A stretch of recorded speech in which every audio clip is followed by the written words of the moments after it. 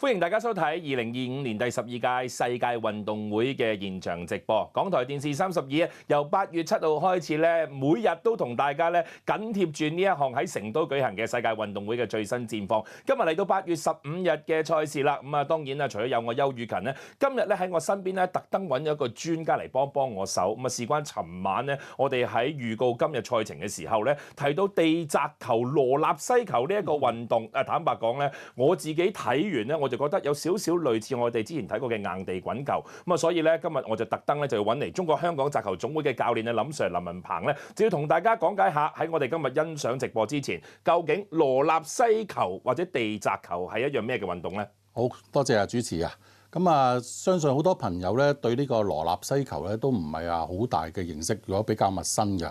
我今日咧就帶咗一個呢個羅納西球。我哋或者叫做大金屬球啦，就俾大家去睇睇啦。呢個球都幾重下㗎，都有成1公斤咁重㗎。呢個球咧，其實咧係有人咧就因為佢源自於法國嘅里昂嘅，所以亦都會叫做呢個球咧就叫做里昂球㗎。因為源自於大概係18世紀嗰陣時候咧，喺呢個里昂附近咧就有好多做絲綢嘅工廠，好多工人咧即個工餘嘅時間咧就開始就玩呢個球㗎。一路發展咧到而家嘅話咧，除咗法國之外咧，喺意大利啊或者其他嘅國家咧都發展得唔錯㗎。呢個我哋國內咧，大概1985年開始咧就引進呢個球啦。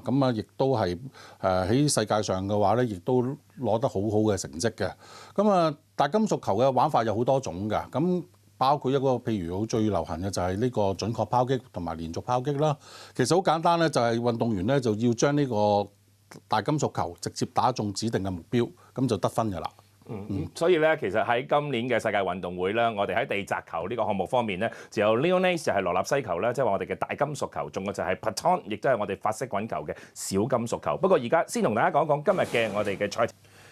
其實真係嘅滾球項目咧，如果你話喺香港比較多人喺之前係較為了解㗎啦嘛，硬地滾球同埋草地滾球咧就會比較容易啲接觸啲。其實咧，但係透過我哋今次世界運動會嘅直播啦，亦都希望啦，好似頭先阿林 Sir 話齋啦，俾大家多啲認識。其實我哋香港咧就真係啦，五花八門有好多不同種類嘅運動咧，可以俾大家咧就係進行體驗。所以咧，如果大家想試下啦，當然啦，可以走去揾阿林 Sir 啦，可以去揾我哋嘅中國香港嘅係擲球協會，可以多啲了解。亦都可以透過我哋港台電視32啦，同大家送上嘅世界運動會啊，以至到好多不同嘅種類嘅係大型嘅運動賽事，俾大家咧多啲去投入我哋喺運動方面嘅樂趣。不過咧，總結下先啦，其實今日咧有機會可以喺電視直播度睇到呢個大金屬球，亦都睇到我哋有好多不論係我哋國家隊同埋有好多嘅外隊啦，有咁好嘅表現。你覺得其實而家目前世界運動會嗰個水平係點樣樣咧，林 Sir？其實非常之高嘅，因為喺世界錦標賽裏面呢啲選手咧基本上都係可以都嚟到呢度參加呢個比賽咯。基本上都係世界頂尖嘅高手嘅。我哋中國隊都可以成為其中一份子，我覺得係一個非常之值得高興同埋好光榮嘅事情。但係頭先我哋就講話啦，可以揾呢個中國香港擲球協會擲球總會啦，去了解多少少。如果大家有興趣參加法式滾球也好啦，或者頭先我哋大家見到咧就係 Lyonnais 羅納西嘅大金屬球啦。但係其實喺每一年咧，香港會有幾多一啲嘅所謂大型或者公開嘅賽事可以俾到我哋嘅香港市民去欣賞到嘅咧？我哋每年咧都會舉辦咗唔同嘅，譬如好似法式滾球嘅比賽啦。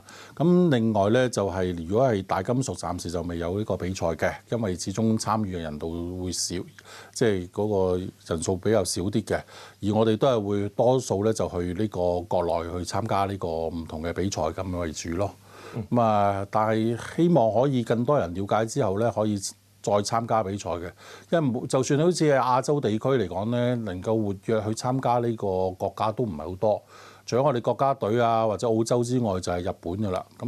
希望將來可以更多嘅亞洲國家或者世界其他地方嘅朋友咧，都可以參加呢個運動咁咯。係啊，因為始終都係啦。